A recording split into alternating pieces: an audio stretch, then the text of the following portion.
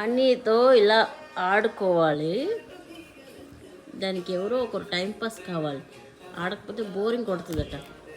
అటు ఇటు చేసేసింది. తర్వాత వచ్చి నాతో ఆడుకో మమ్మీ అనేసి వచ్చి నా పక్కన నించొని పైన పడుతుంది.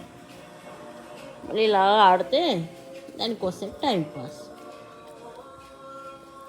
కొరుకుతూ ఉంటుంది. కానీ చూడండి, ఆ స్టార్టింగ్ ఎడ్జ్ వదిలేసింది. దాని తెలివితేటలు చూడండి. ఫస్ట్ స్టార్టింగ్లో పట్టుకుంటుంది, ఆ తర్వాత కొంచెంగా పైకి వస్తూ ఉంటుంది.